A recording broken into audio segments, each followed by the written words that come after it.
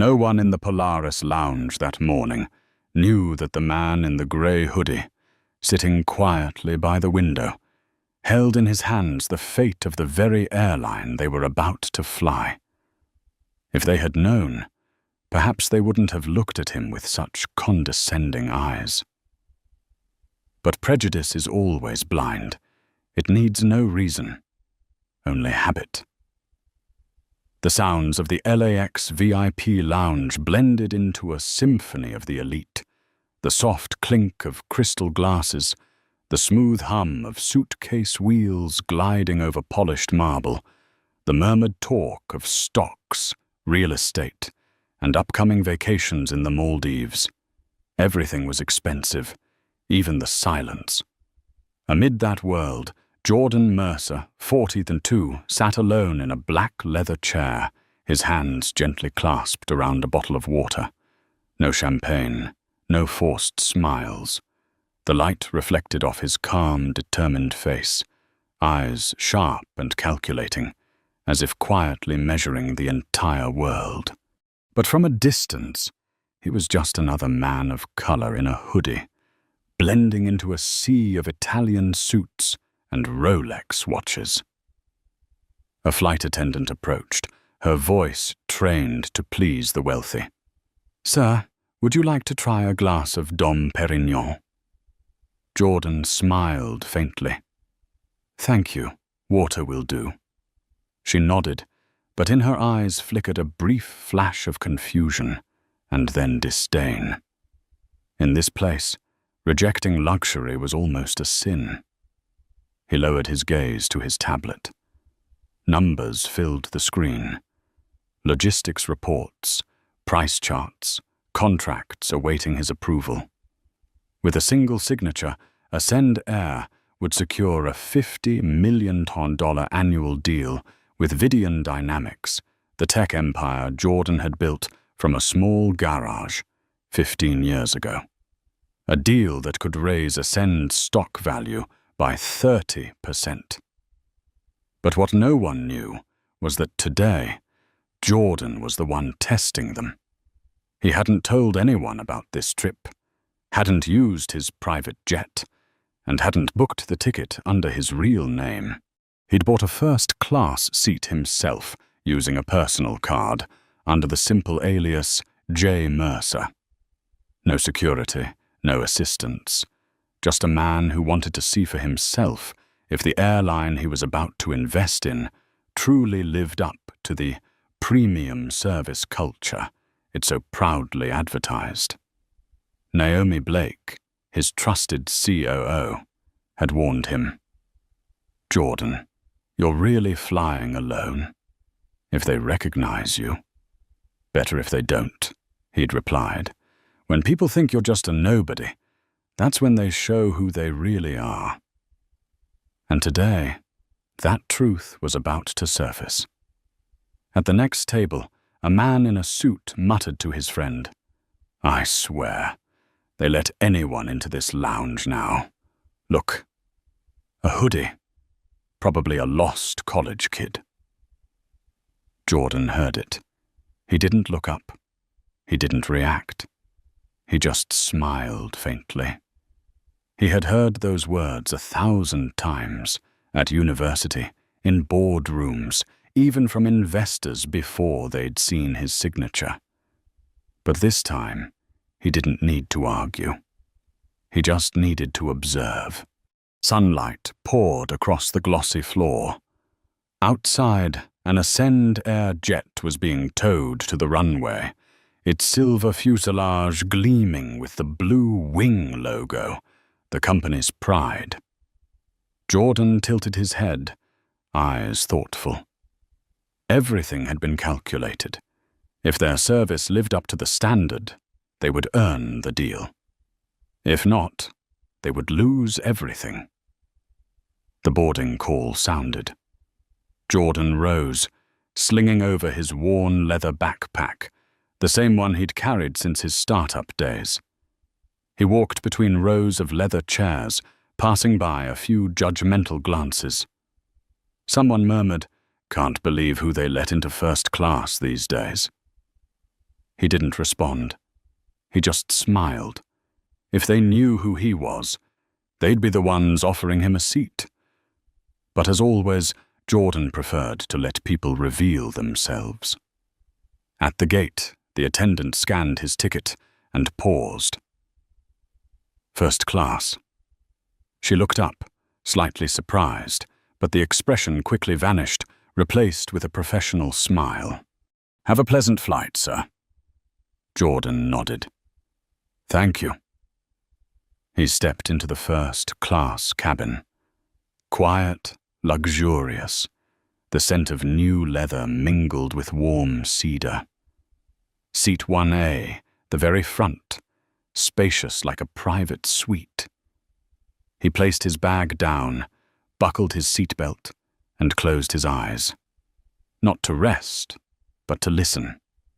Because when you listen, you learn everything. How attendants speak to passengers, how they react under pressure, how they look at those who don't fit their image of belonging. Jordan didn't yet know that within minutes, Seat 1A would become the eye of a storm.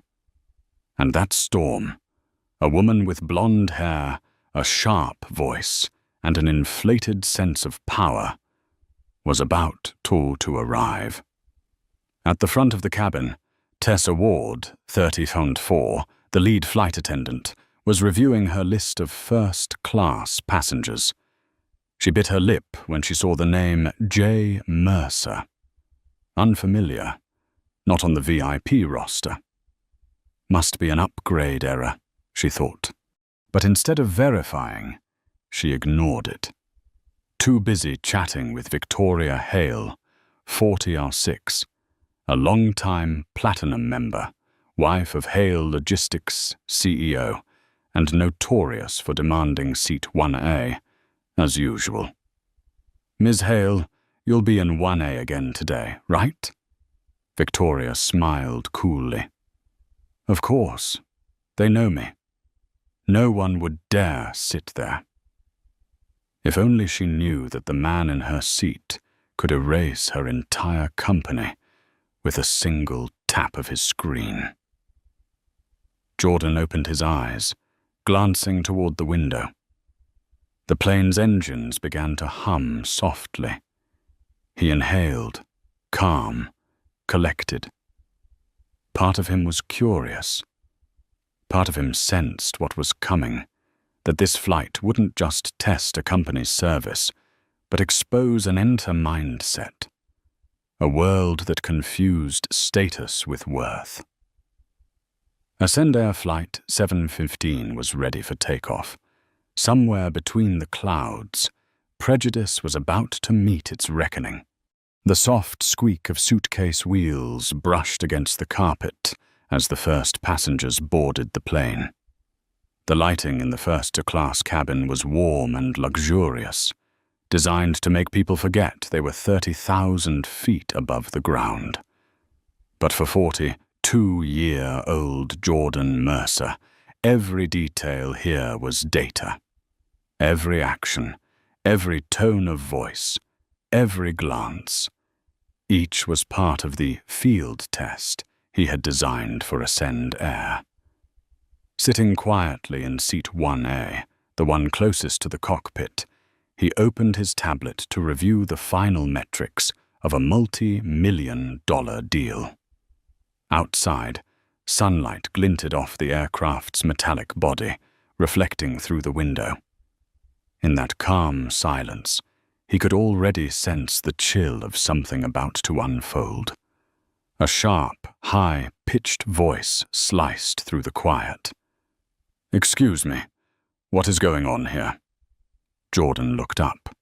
Standing before him was Victoria Hale, a woman in her 40s, her golden hair perfectly curled, a cream-colored pantsuit pressed to perfection, and a Cartier bracelet weighing down her wrist.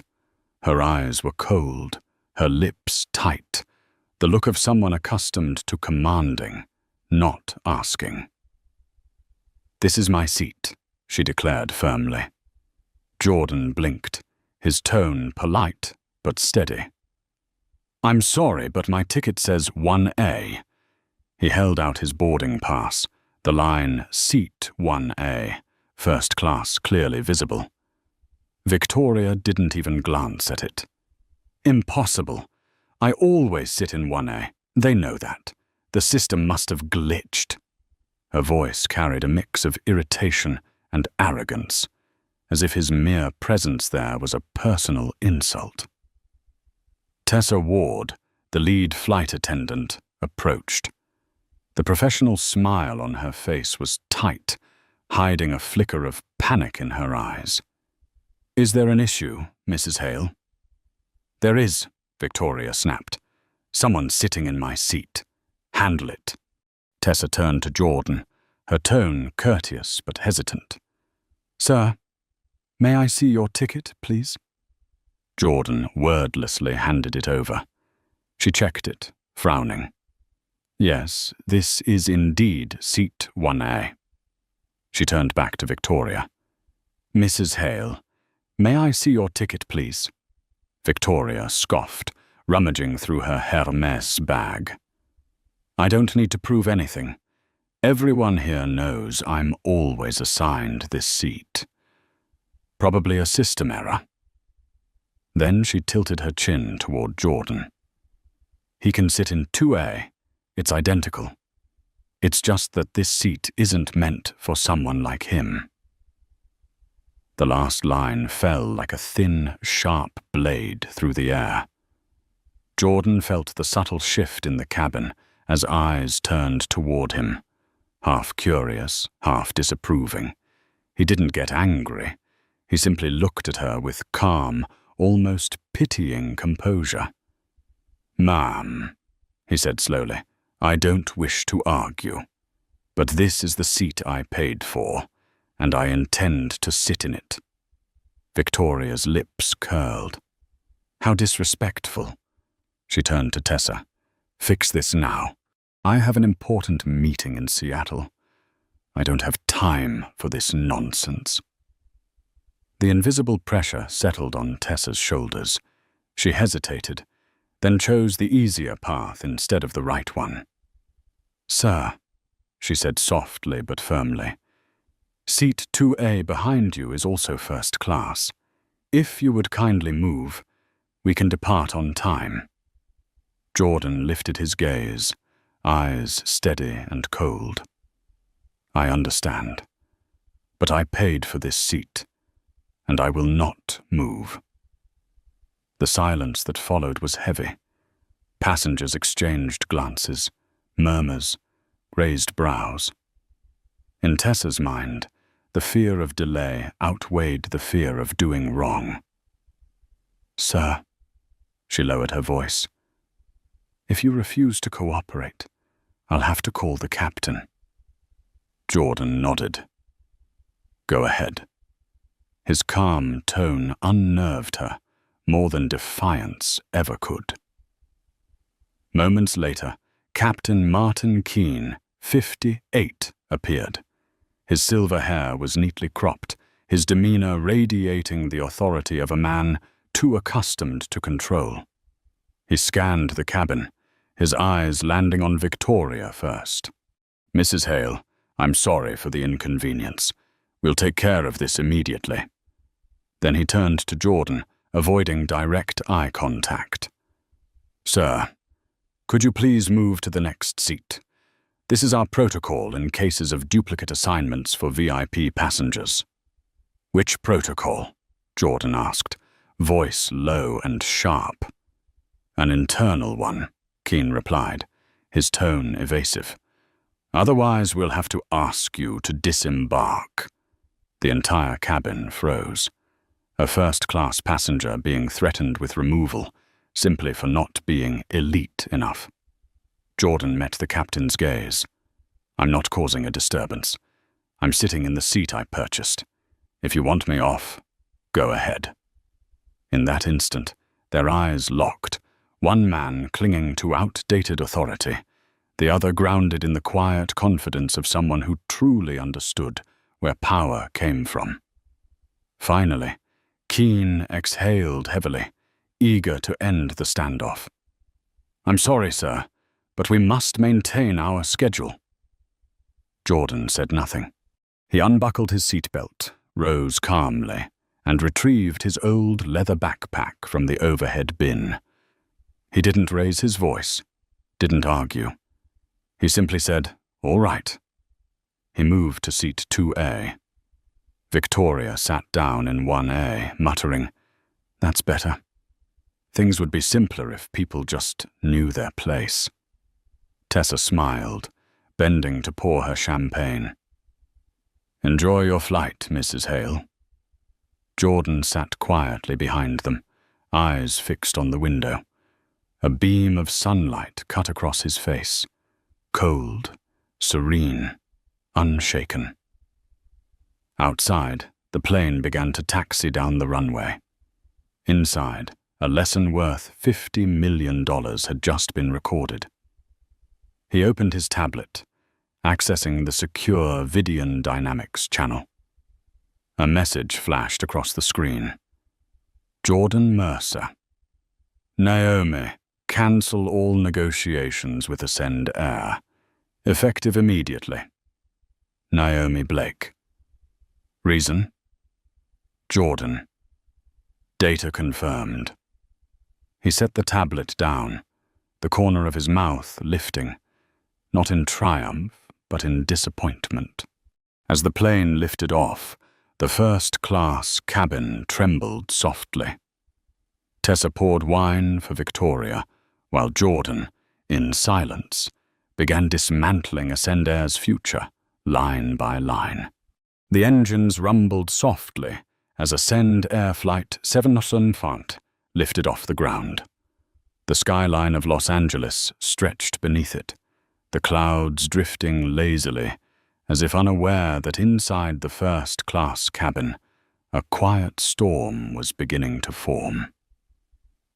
Jordan Mercer sat in seat 2A, just behind Victoria Hale, who was sipping complimentary champagne with a smug smile of victory. Tessa Ward, the lead flight attendant, smiled obligingly as she poured another glass, bowing slightly as if Victoria had just signed her paycheck. Jordan remained silent, but inside him, waves of anger rolled, cold and precise, like lines of code running through a flawless algorithm. He didn't need to shout. He only needed to observe. The tablet on the small table in front of him glowed softly, reflecting his composed, unreadable face.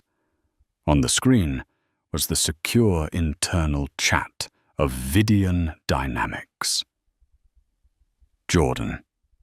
"Naomi, prepare a priority call. Bring Victor Lang in." Naomi. "Standing by." "Did something happen?" Jordan.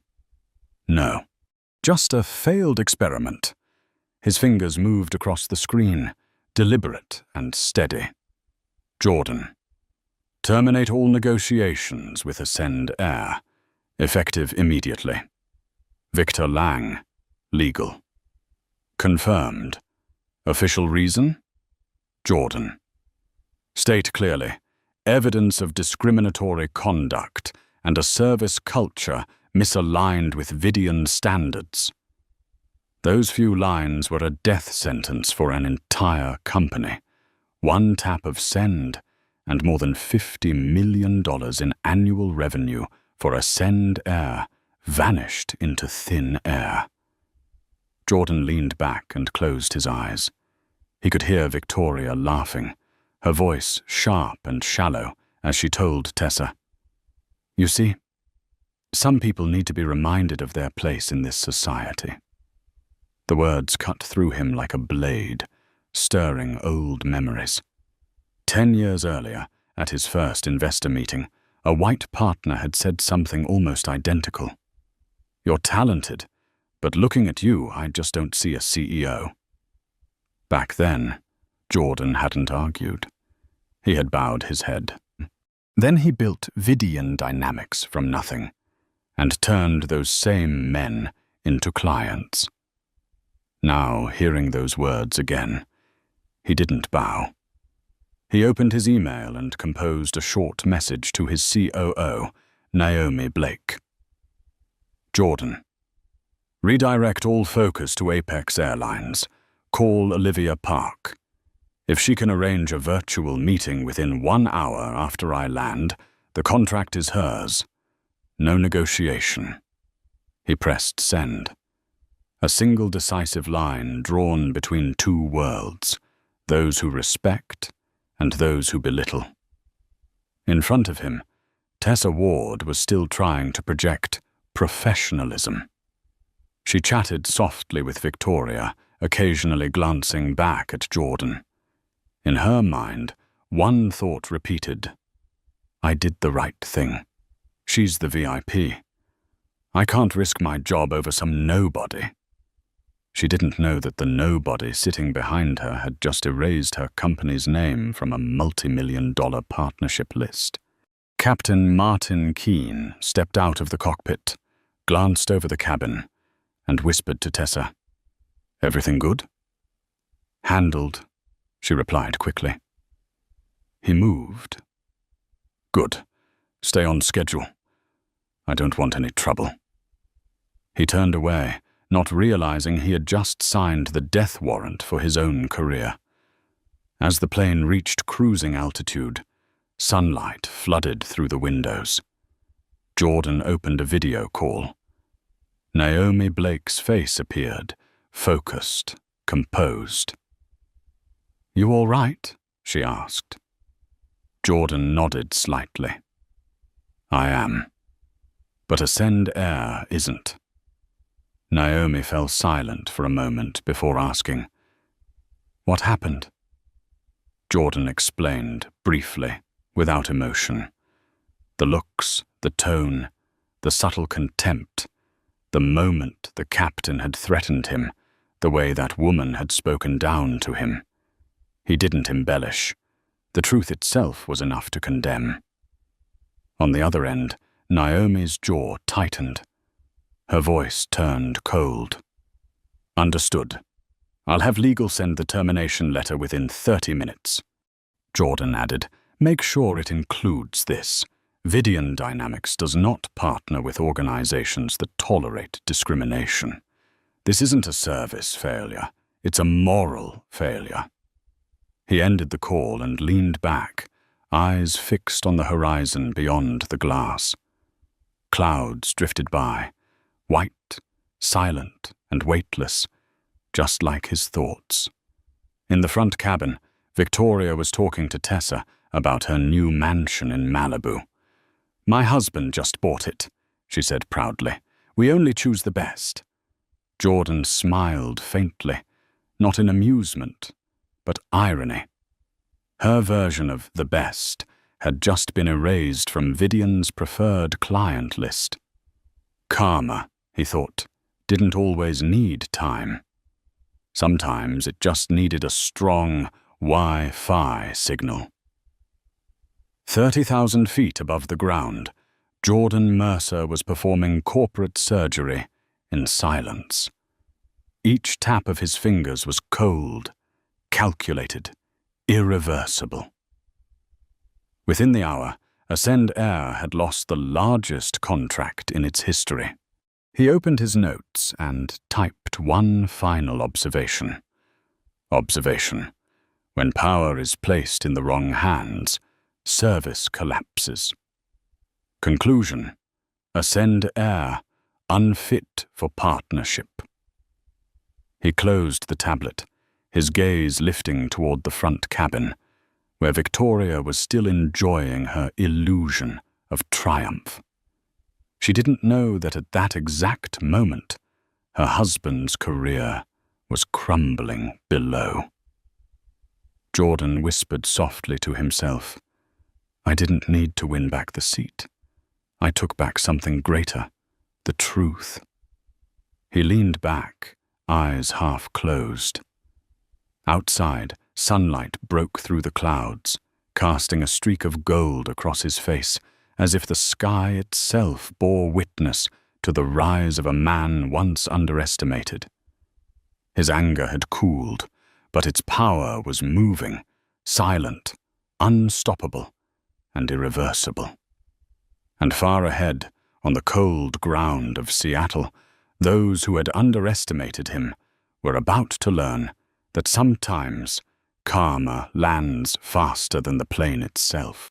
The landing announcement echoed through the cabin as Ascend Air Flight 715 pierced a thick layer of clouds and shuddered slightly before touching down.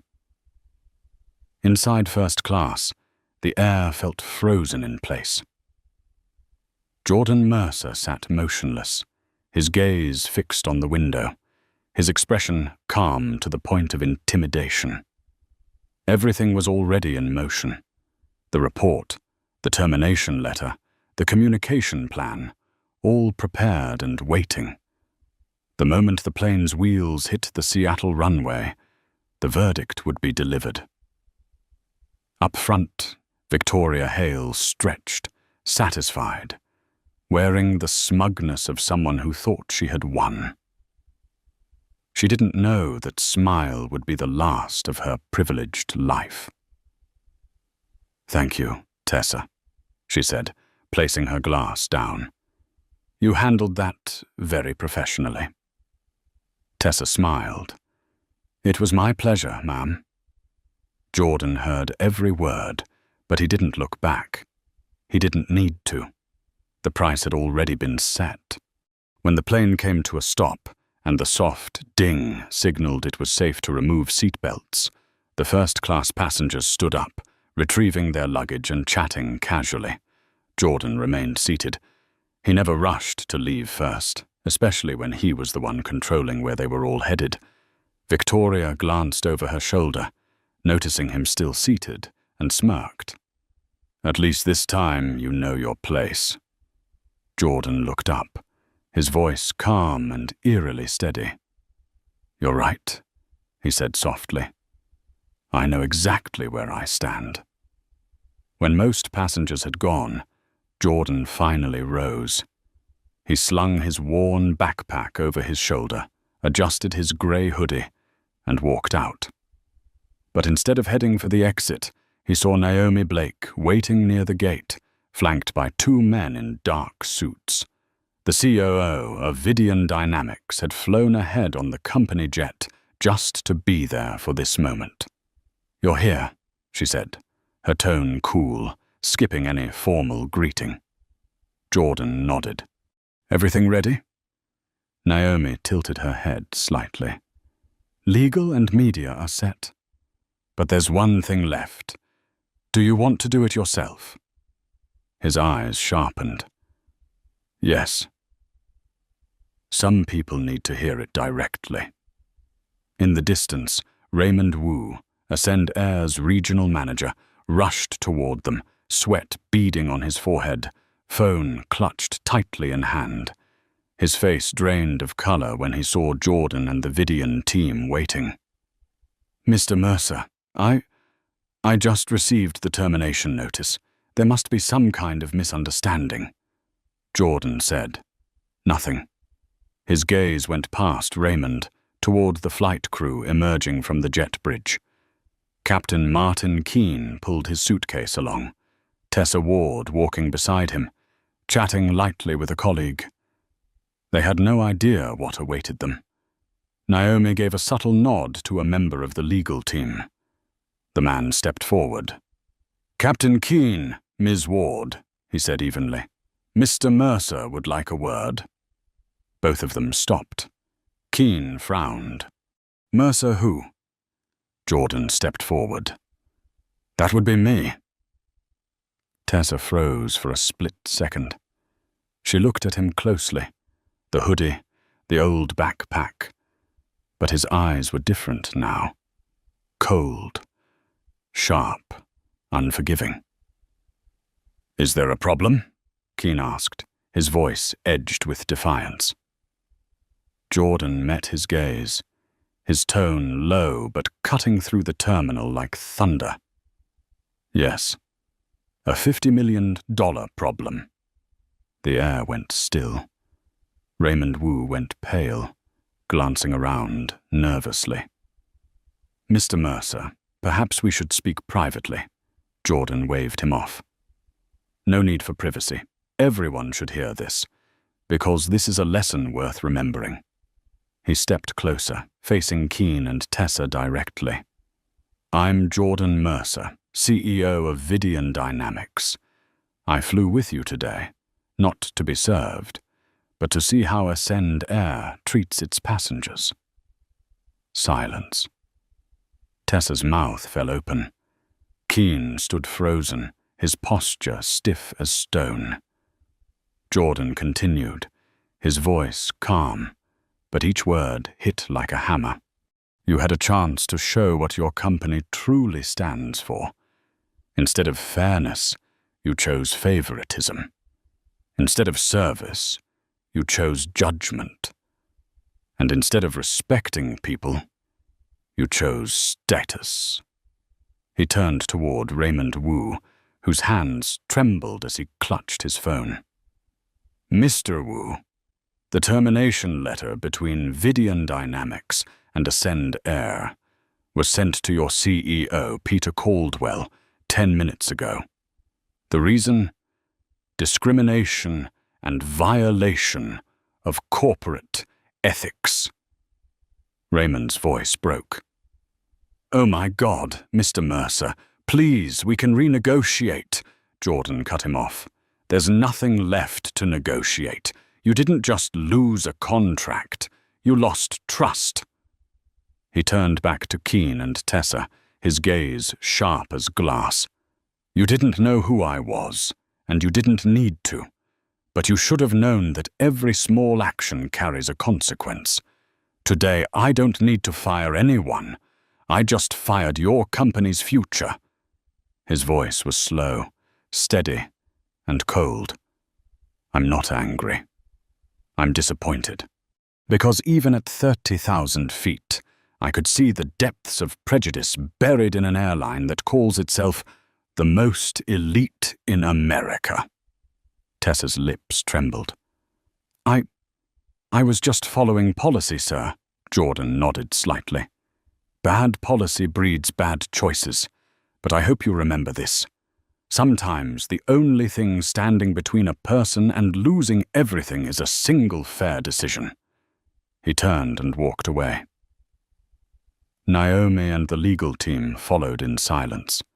The only sound was the hollow roll of suitcases echoing through the terminal. Behind them, Keane and Tessa stood frozen. Raymond Wu frantically dialed his phone, calling headquarters over and over. But it was already too late. An hour later, at Ascend Air's headquarters, CEO Peter Caldwell opened an email from Vidian Dynamics. Just a few lines, cold and clinical. Subject: termination of partnership. Body: due to a serious incident involving discriminatory behavior toward our CEO on Flight 759, Vidian Dynamics hereby terminates all negotiations and partnerships with Ascend Air, effective immediately. Peter's hand began to tremble as he read the words, "Our CEO." The coffee cup slipped from his grasp and shattered. God, their CEO. Mercer is... But there was no need for an answer. At LAX, he had been just a man in a hoodie. But in Seattle, Jordan Mercer was the man who had just broken Ascend Air's wings forever. Rain fell over Seattle that afternoon. Droplets streamed down the tall glass windows of Ascend Air's headquarters, as if the sky itself were mourning the downfall of a company whose wings had just been cut. In the conference room on the 40th floor, CEO Peter Caldwell stood frozen, staring at the crimson subject line projected on the screen. Subject: termination of partnership. Effective immediately. The email from Vidian Dynamics was short, cold, and left no room for negotiation. Only 86 words, but each one a bullet straight to the heart of the airline. You can't be serious," the head of finance stammered. "They cancelled everything, even the 10-year deal." Peter didn't answer. He slammed the folder on the table, the sound sharp and final. "One flight," he said hoarsely. "One flight, and we lost $50 million. No one dared to breathe. Down the hall, Captain Martin Keene had been summoned to an emergency meeting with Internal Affairs. He sat across from 3 people, a lawyer, an HR representative, and a senior operations director. The investigator's voice was calm, but cold. "We have received an official report from Vidian Dynamics. They allege that Flight 715 involved discriminatory behavior, threats toward a passenger, and a serious breach of service protocol." Keene forced a nervous smile. "It was just a misunderstanding. The passenger was uncooperative. I was only trying to avoid trouble for the company." The investigator tapped his pen lightly on the table. "Do you know who that passenger was?" Keene frowned. A black man, looked ordinary. The investigator's next words hit like a hammer. "That man was Jordan Mercer, CEO of Vidian Dynamics, the one overseeing the entire $50 million contract your company was pursuing." The room fell silent. Keene's face drained of color, his eyes wide, his mouth slightly open. In the adjoining room, lead flight attendant Tessa Ward sat with her hands clasped tightly together, knuckles white. She could hear the conversation through the thin wall, her breath quick and shallow. Meanwhile, the story was spreading across the internet like wildfire. A tech blogger, Tyler Brooks, who had been on the same flight, uploaded a short video clip, Captain Keene threatening to remove the passenger from the plane, while a man in a grey hoodie sat quietly, calm and composed. Tyler captioned it. "I just watched Ascend Air throw away tens of millions to please a Karen, and now I know why this airline is falling from the sky." The 30-second video exploded. Within 12 hours, the hashtag #AscendFail hit #1 on Twitter. News outlets, podcasts, and television reports all focused on the same headline. Airline humiliates black CEO and pays the price with a multi-million-dollar contract. Ascend Air's stock plummeted 15% the next morning. Nearly $500 million in market value evaporated within hours. In the PR office, the communications team scrambled to write a statement. "We sincerely apologize for the unfortunate incident on Flight 715. Ascend Air is reviewing its policies and reinforcing its commitment to equality." But the internet wasn't forgiving. Under the official post, thousands of furious comments flooded in. "Reviewing? You only apologize when you lose money. An airline that allows discrimination doesn't deserve passengers. Jordan Mercer just taught them a $50 million lesson." Each comment was a blade cutting deeper.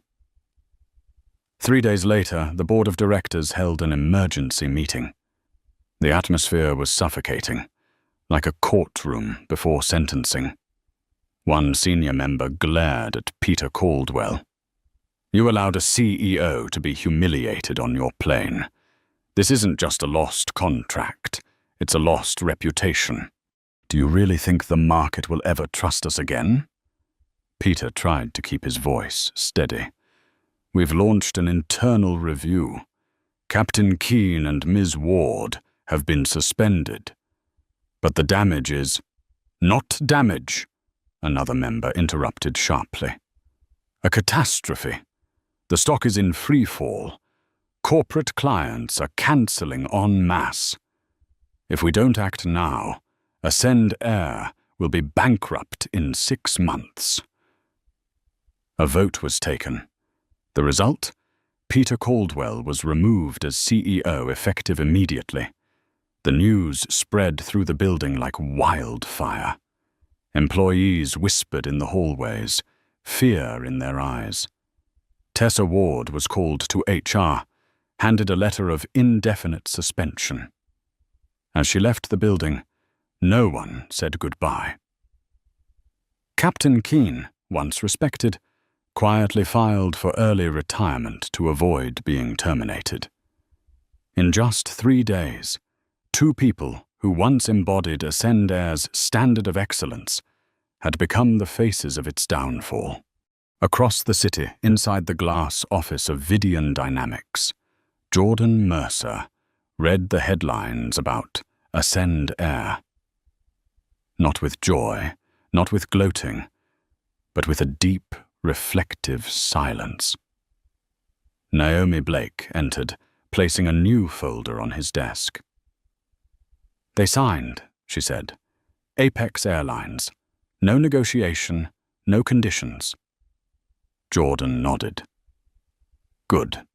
They understand something Ascend never did. The value of human dignity." He stood, walking to the window. Outside, the rain fell hard and steady. "You know, Naomi," he said softly, "sometimes justice doesn't need noise or vengeance. It just needs one calm person with enough power to make others see the consequences." Naomi said nothing, only watched him. The man once dismissed as just another passenger in a grey hoodie, now the embodiment of composure and conviction. Across every financial news outlet, headlines filled the screens. Ascend Air loses $50 million contract. Vidian CEO Mercer ends partnership over discrimination.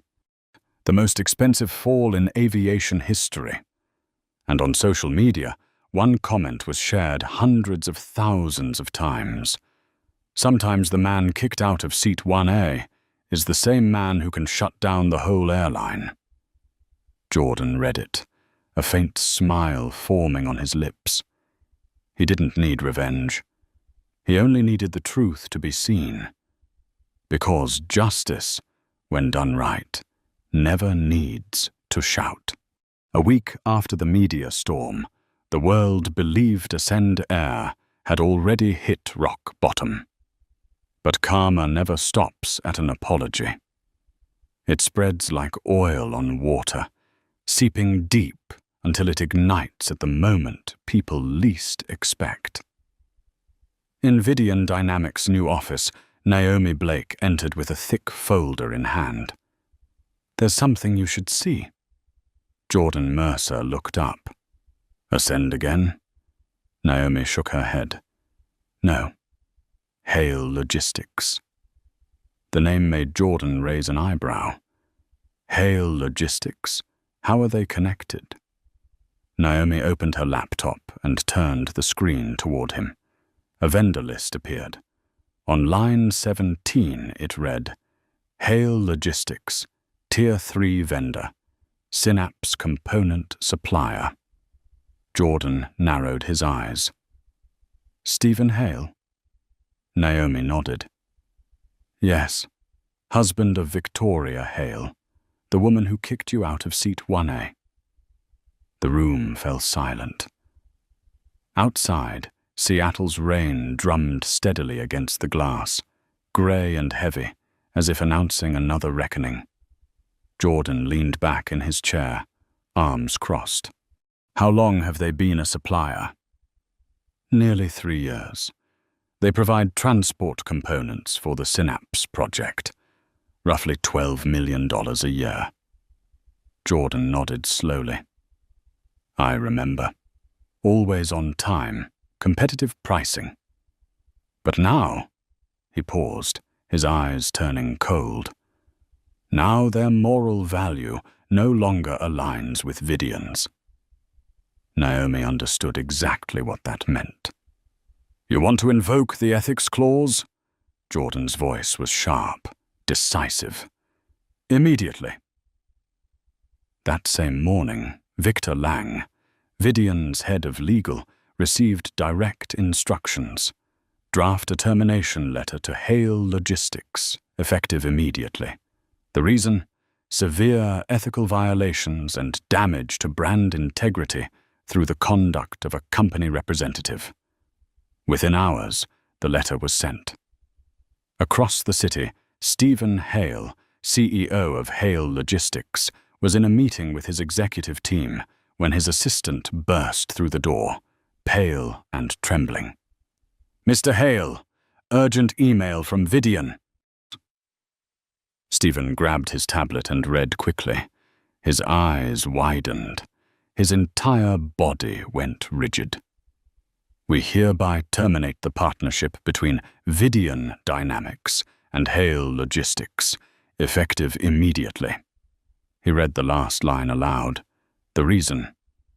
"Due to public acts of discrimination and offensive behavior by a company representative, Mrs. Victoria Hale." The room fell silent. A young director whispered, "Do they mean your wife?" Stephen looked up, his face ashen. "Yes." Outside, rain pounded harder against the windows. He stormed out into his car and dialed his wife's number. "Victoria. Darling, are you home? I was just... Be quiet." His voice cracked. "What did you do on that flight?" There was silence on the other end, then her hesitant defense. "What are you talking about? It was nothing. Some rude guy arguing with a flight attendant." "That rude guy was the CEO of Vidian, the CEO of our biggest client. Do you understand? You just destroyed 60% of this company's revenue." The laughter in her tone vanished. "What?" "Vidian terminated the contract, effective immediately. They used your name in the statement. Do you realize what that means? Every other partner will follow." A long pause. Then Victoria's voice broke into quiet sobs. "I didn't mean to. I just thought—" "You thought what?" he shouted, his voice shaking. "That you're entitled to look down on people because of money? We're about to lose everything." He hung up. The sound of rain against the windshield merged with the ragged breathing of a man watching his life's work crumble in seconds. 2 days later, Hale Logistics officially announced a temporary suspension of operations for restructuring. In the financial world, everyone knew it was corporate code for bankruptcy. Investors fled. Contracts were severed. The Wall Street Journal headline read, "The ripple effect of the Ascend Air scandal. How one act of discrimination destroyed 2 empires." The accompanying photo showed Victoria Hale in an elegant outfit, captured by paparazzi as she hurried out of her mansion, face pale and eyes vacant with shock. At Vidian's headquarters, Jordan Mercer sat in a conference room, quietly scrolling through the headline on a large display. He wasn't pleased. He wasn't triumphant. "How do you feel?" Naomi asked softly. Jordan's voice was calm. "Honestly, I just feel sad. No one deserves to lose everything over a single moment of arrogance. But sometimes, that's the only way the world learns its limits." He stood and looked out the window. The rain over Seattle had stopped, but the clouds still hung heavy. "Send a note to Apex," he said. "Thank them for their trust in Vidian. And tell CSR I want to establish a scholarship fund under the Synapse name for minority students pursuing technology." Naomi smiled faintly. "Turning anger into action again?" Jordan nodded gently. Anger doesn't change the world. Action does. Elsewhere, Victoria Hale sat alone in the darkened living room of her now empty mansion. The television played a financial news report on the collapse of Hale Logistics.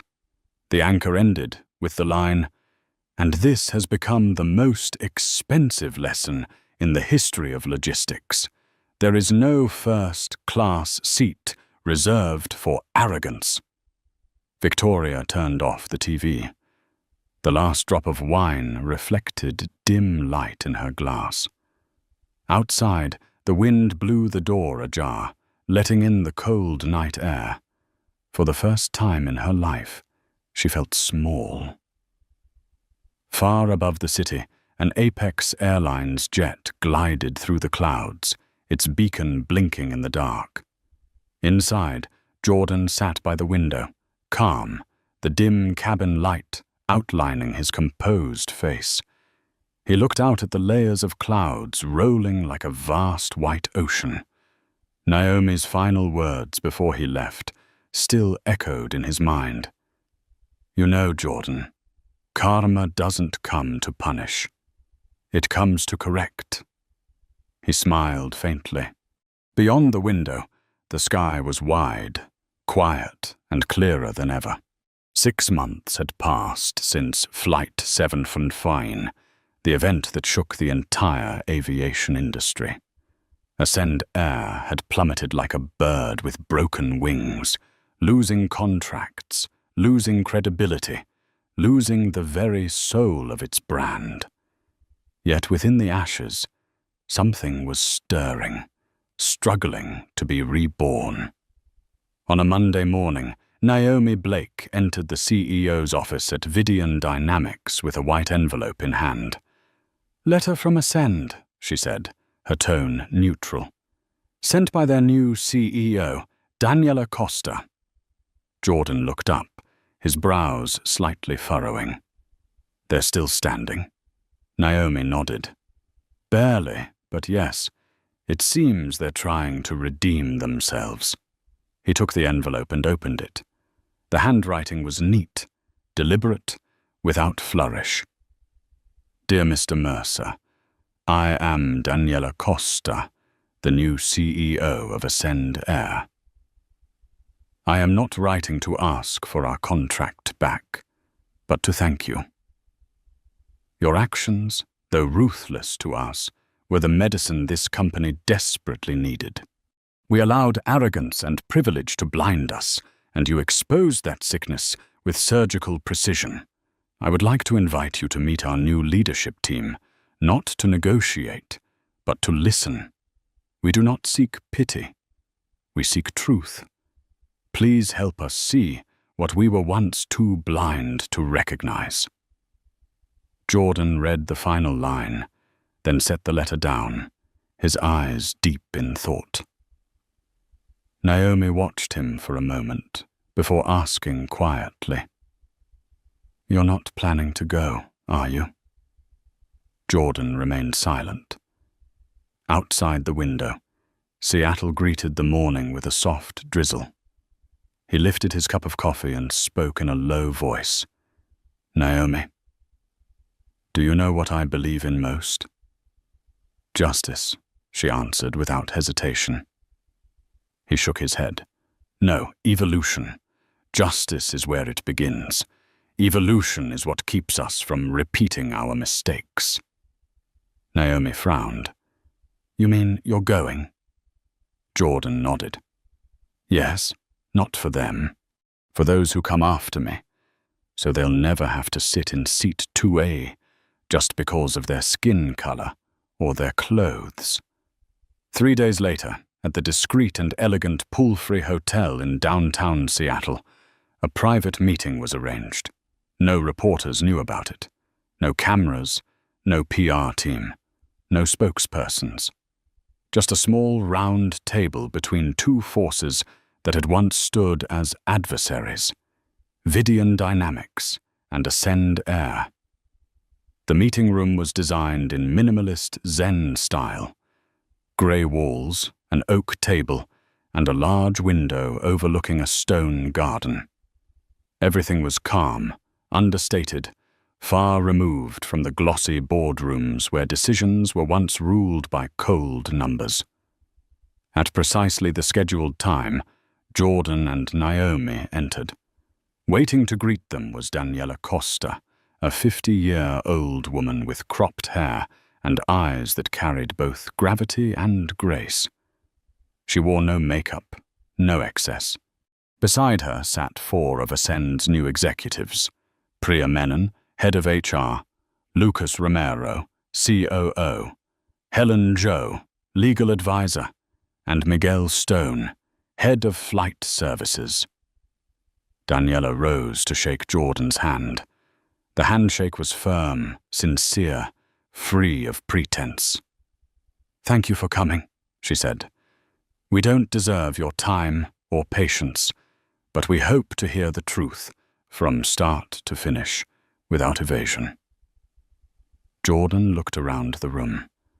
The soft light illuminated faces that carried both fear and hope.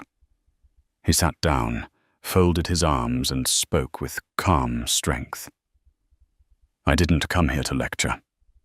I came because I believe every system can be fixed if people are brave enough to face their own flaws." Daniela nodded slowly. "Then tell us, please, what was our mistake?"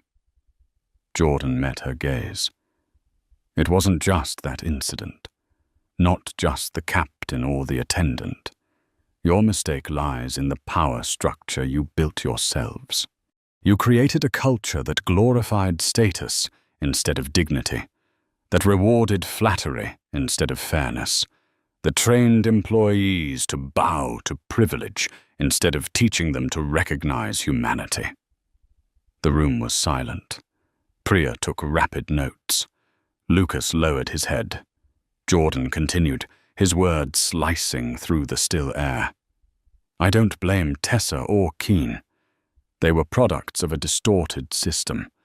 When a structure rewards the wrong behavior and punishes the wrong mistakes, those mistakes become habit." Daniela exhaled slowly, her voice soft but heavy. "We're trying to change. We've abolished the entire priority service policy. But it still feels incomplete. Maybe because we still don't understand what you understand." Jordan leaned forward, his eyes sharp with conviction. "What I understand, Ms. Costa, is that real change begins with awareness, not fear. You can write 100 new policies, but if your people's hearts don't change, those papers are just ink on white sheets." He paused, then spoke deliberately, each word carrying weight. "A company doesn't need employees who fear being wrong. It needs employees brave enough to be right." The words hung in the air like a bell's echo. Only the soft sound of rain outside broke the silence. Daniela stood, hands clasped, and bowed her head slightly. "Thank you, Mr. Mercer. Few CEOs would return to help those who once wronged them. But you did. You didn't just destroy us. You're helping us be reborn." Jordan smiled faintly. "I didn't destroy anyone. I just held up a mirror." Beside him, Naomi watched with quiet pride. In that moment, the man once forced out of Seat 1A was no longer a victim. He was a catalyst for a new standard. When the meeting ended, Daniela walked them to the door. "We've decided to name our new training program Dignity First," she said. Jordan stopped, turned to her, and smiled. "A beautiful name. Just make sure it's more than a slogan." "It won't be," Daniela replied. "It will be our compass." Jordan nodded and stepped outside.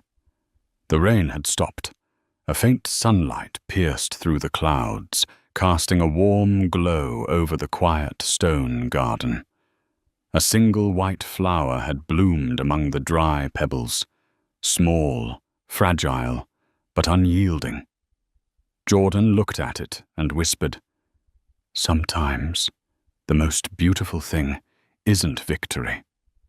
It's awakening." 1 year after the fateful meeting at the Poolfrey Hotel, the name Ascend Air, once boycotted by the entire world, appeared again on the cover of Forbes. But this time, it wasn't for profits or performance. It was for something far rarer: the moral rebirth of a corporation. Under the leadership of Daniela Costa, the airline had done what few companies ever dare to do. They started over from zero, guided by a single principle: the dignity of every human being.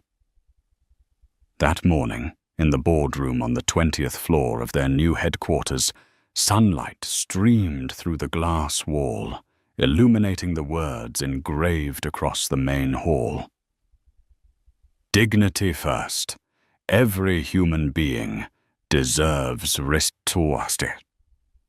Priya Menon, the new HR director, presented a training initiative that used virtual reality to teach empathy.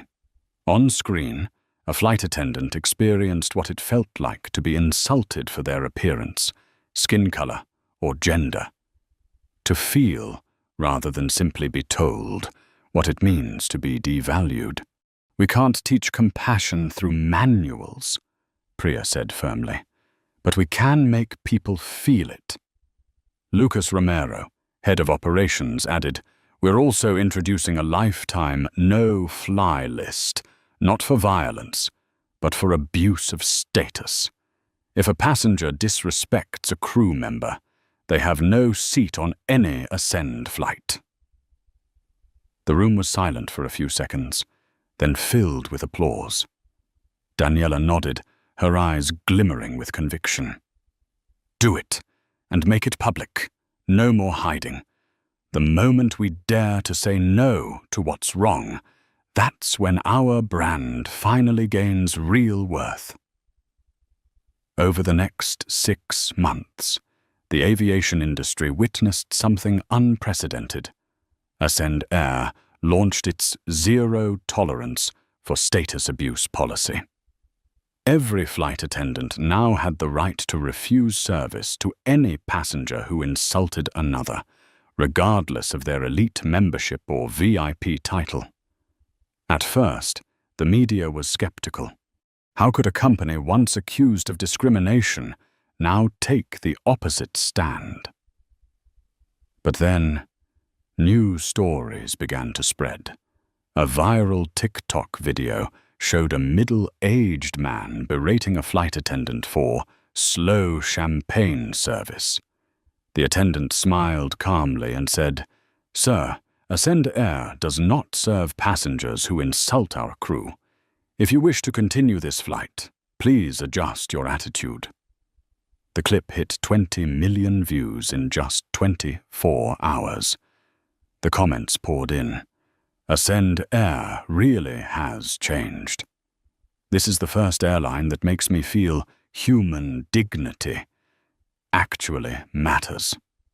For the first time since the disaster a year earlier, the name Ascend Air was no longer synonymous with shame, but with courage. At Vidian Dynamics, Naomi Blake walked into Jordan Mercer's office, holding a CNN report titled "The Reinvention of Ascend Air." She placed it on his desk with a smile. "See? They actually did it." Jordan looked up, his gaze resting on the photo of Daniela Costa, standing proudly among her staff, the slogan behind her reading, "Everyone is equal at 30,000 feet." "She kept her word," he said softly. "And that's rare, Naomi. Very rare." Naomi nodded. "They're calling them the Phoenix Airline." Jordan leaned back, a faint smile curving his lips. A phoenix only rises when it dares to burn first. They did what most companies never will, admit they were wrong. A week later, Daniela Costa personally sent an invitation to Vidian Dynamics for the unveiling of the Dignity First protocol, Ascend Air's new corporate framework for fairness and human respect. The ceremony was modest, sincere, stripped of extravagance. No champagne, no VIPs, just employees from every rank, pilots, attendants, engineers. On stage, Daniela held the microphone, her voice trembling with emotion. Last year, we forced a man out of seat 1A because he didn't look wealthy enough. Today we pledge that no one, anywhere in the world, will ever be treated that way on our flights again. The audience erupted in applause. Jordan sat in the front row, smiling quietly. In that moment, he no longer saw their past mistakes, only their transformation. After the ceremony, Daniela approached him. "Mr. Mercer," she said softly, "if not for you, we wouldn't still exist. But I don't want to call you our judge. You were our savior from ourselves." Jordan replied with warmth and calm, "No one saves anyone, Daniela. I simply held up a mirror. You were brave enough to look." She smiled, her eyes glistening. "If you ever wish to return to seat 1A, know that it will always be waiting." Jordan smiled back. "I don't need seat 1A. I just need to know that whoever sits there, no matter who they are, is treated as a human being." That evening, back at his office, Jordan stood by the window, gazing out over the glowing city. Below, the towers shimmered like constellations. He thought about the long journey, from a man once humiliated on a flight to a symbol of change. Inside him, there was no anger left. Only peace, the kind that comes when justice is fulfilled without vengeance. Naomi joined him quietly. "You know, Jordan," she said, "people are calling you the man who made the entire airline industry change." He chuckled and shook his head. "I'm just a man who was asked to leave seat 1A, and I never want anyone else to go through that again." The night sky was calm. An Ascend airplane soared across the horizon, leaving a long, gleaming trail behind. Jordan watched it disappear into the stars and whispered, "Fly on. This time, fly the right way." While the world praised Ascend Air as a symbol of rebirth, somewhere out there, the people who had caused the storm still lived in the shadow of its aftermath. Because karma, no matter how long it takes, always finds the right door to knock on. Victoria Hale, the woman who once believed seat 1A was her birthright, now sat curled up in a small rented apartment on the outskirts of Portland. The lavish Malibu mansion had been repossessed by the bank. The Ferrari she once flaunted existed only in photographs. On the table lay unsigned divorce papers Stephen Hale had left after the company's collapse, abandoning her to a pile of bills and a ruined reputation. Every morning, Victoria looked into the mirror and saw herself, tired eyes, faded skin, and the gaze of someone who had fallen from the top without a parachute. She had applied for jobs everywhere, but the moment her last name, Hale, appeared, recruiters withdrew. The internet never forgets. Articles, videos, comments, they all remained, digital scars that would never fade. Eventually, she found work as a receptionist at a small dental clinic. The cheap polyester uniform, the smell of disinfectant, the constant ringing of phones, all of it reminded her of the days she once shouted at staff for serving her wine too slowly. One afternoon, while tidying magazines in the waiting area, she noticed the latest cover of Forbes. Jordan Mercer, the architect of corporate redemption. His calm, confident face stared straight ahead. Beneath it, the subheading read, "The man who turned a moment of humiliation into the dawn of a moral revolution." Victoria's hands trembled. She set the magazine down and looked out the window at the falling rain. No more anger, no more pride, only emptiness. If only I had stayed silent that day. The words escaped her lips like a confession. A few states away, in a small Kansas town, Stephen Hale worked at a local trucking company. He had sold everything and moved to the Midwest, where no one knew his past. Once a CEO commanding thousands, he now managed shipping orders from a modest office, stamping invoices and dispatching drivers. Each time he saw a truck bearing the Vidian Logistics logo pass by, his chest tightened. On long nights, Stephen sat alone, staring at an old photo of himself and Victoria at a charity gala. He whispered softly, "Maybe Jordan was right. Morality isn't the luxury of the rich. It's the foundation of everything." His voice faded into the silence of the empty room. Outside, the sound of truck horns echoed, rough but far more honest than any applause he'd ever received at the height of his power.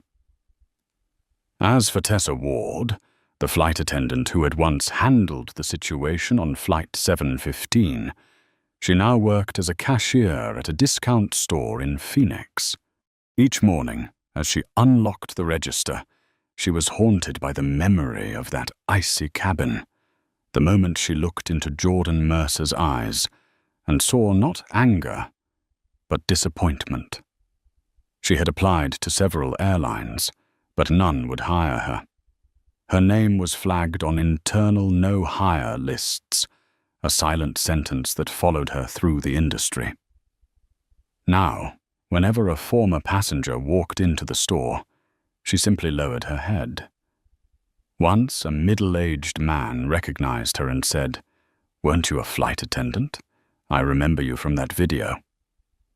Tessa froze. "Yes, I was." The man nodded gently. "I hope you learned something." Then he walked away. That sentence echoed in her mind the entire day.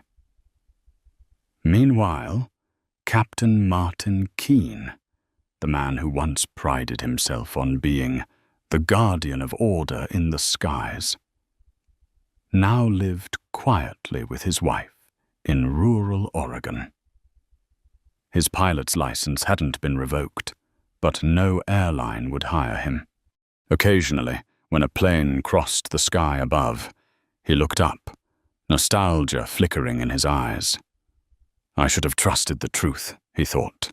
But now, truth was something he could only tell himself, inside an old wooden house, while the wind howled through the cracks.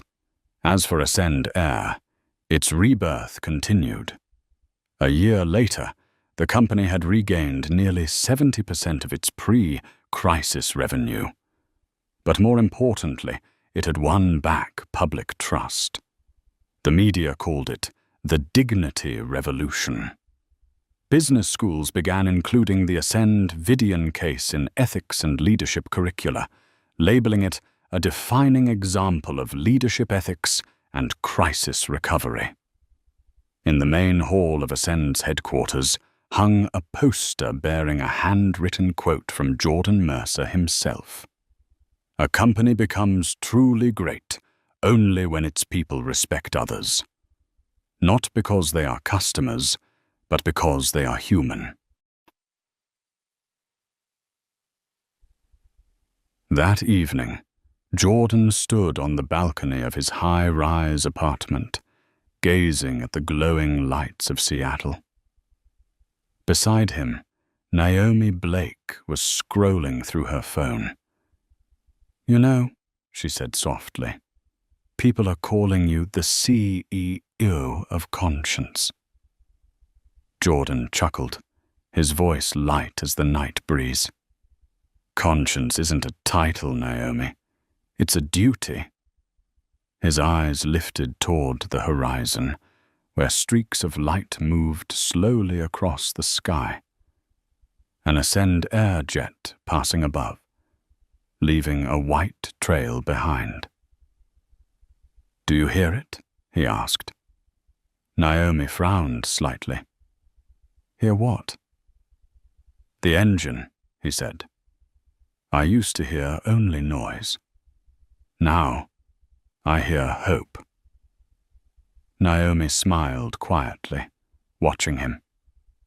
And Jordan, with calm, steady eyes, understood that karma never comes to punish. It comes to restore balance. And when people dare to face it, to change, to learn, karma becomes light that shows the way. 3 years after Flight 715, the world had long forgotten the scandal. But Jordan Mercer had not. To him, it wasn't merely a memory, it was the fire that forged a philosophy. True power doesn't lie in making others fear you, but in inspiring them to become better. That morning, Jordan boarded a flight to Singapore to attend a global conference on corporate ethics in the age of AI. His assistant had booked the ticket, and he didn't even notice which airline it was until a flight attendant greeted him with a polite bow, the logo on her uniform catching his eye. Ascend Air. For a brief moment, he froze, then smiled. Perhaps fate had just chosen to close its own circle. As he stepped into the first-class cabin, Jordan looked around. The atmosphere was serene, elegant, without ostentation. On the wall, a small silver plaque read, "Dignity first, because every journey begins with respect." He sat down in seat 1A, the same seat where everything had once begun. The leather was soft, but what he felt wasn't power, it was understanding. Light footsteps approached. A young flight attendant with East Asian features smiled warmly and said, "Good morning, Mr. Mercer. I'm May Tan, Head of Flight Services for North America. I just wanted to say, thank you." Jordan tilted his head slightly. "Thank me? For what?" May smiled. "For you. For what you did. Without you, many of us might still be people who only knew how to bow, not how to stand up for what's right. You didn't just change a company. You changed the lives of thousands." Jordan was silent for a moment. In the soft cabin light, he saw in her eyes the one thing he had always believed in. Dignity. He nodded gently. "If it hadn't been me that day, it would have been someone else eventually. Because what's right always finds its voice." May smiled, bowed slightly, and walked away. Jordan watched her leave, his eyes distant. As the aircraft began to taxi, he felt something strange, as if the past and present were merging into one. The same seat, the same airline, yet two entirely different worlds. 3 years ago, he was the man forced out of seat 1A. Now he sat there not because of status, but because an entire system had learned how to respect. The engines roared as the plane lifted off, piercing through layers of white clouds. Jordan closed his eyes, letting memories return. He saw again the blonde woman with the shrill voice demanding his seat, the captain's cold expression, the attendant's downcast eyes, the looks of disdain. And then himself, a man in a grey hoodie, silent, but carrying a storm inside. He opened his eyes and took a deep breath. All of it was just a lesson now. When the plane reached cruising altitude, a young boy seated behind him peered curiously down the aisle. He tugged on his mother's sleeve. "Mom, who's that man? I saw him in a magazine." The mother smiled softly and whispered, "That's Mr. Jordan Mercer, the man who changed this airline." Jordan overheard, turned slightly, and smiled. "Would you like to sit in seat 1A for a moment?" The boy's eyes widened. "Really?" "Really," Jordan said, standing up and gesturing for him to sit. This seat was once where a man learned the greatest lesson of his life. "What lesson?" the boy asked. Jordan smiled gently. That the way people treat an ordinary person reveals everything about who they truly are. The mother looked at him, her eyes glistening. Jordan quietly returned to his seat after letting the boy sit for a few minutes. Outside, the plane soared across the Pacific.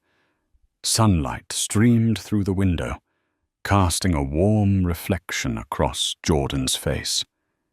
He took out his leather notebook and wrote, "Today, I sat in seat 1A again, but this time, no one was thrown out. No one was belittled. The world still has its flaws, but at least now, it knows how to make things right. And sometimes, all it takes is one person brave enough to say no to change an entire industry." He closed the notebook and smiled. Seat 1A was no longer a symbol of privilege. It was a symbol of human dignity. When the plane landed in Singapore, Jordan stood and joined the line of passengers. No one knew who he was, and he didn't need them to. He was just another traveler, one among many, each heading toward their own destination. On the airport's display screen, a message scrolled across, "Ascend Air, where every seat is 1A." Jordan read it and let out a quiet laugh. "Now they truly understand," he whispered. That evening, at the conference, he ended his keynote speech with a line that made the entire audience rise in applause. "Justice doesn't always arrive with thunder. Sometimes it comes in silence, through the act of one person who stays seated and refuses to move. Because the right kind of silence can echo louder than any shout." The spotlight shone on Jordan Mercer's face as a large screen behind him displayed a blue sky and a lone airplane ascending steadily through the clouds, small but unshakable. In that moment, everything came full circle. The cycle of cause and consequence was complete, not through vengeance, but through awakening. And so the journey of Jordan Mercer came to an end, not with applause, nor with a grand victory, but with the quiet transformation of an entire world. From a single first-class seat that was taken from him, he sparked a revolution called dignity. He did not seek revenge through power, nor did he respond with anger. He simply let justice speak through action and turned humiliation into the foundation for fairness. Because sometimes the strongest thing you can do is not to shout to be heard, but to stay silent long enough for the world to start listening. Jordan's story is not just about aviation, power, or wealth. It is about us, about how we see each other, treat each other, and measure a person's worth not by the seat they occupy, the color of their skin, or the clothes they wear, but by the heart they carry. If this story touched you, leave a like to help spread the message that respect is not a privilege, but a responsibility.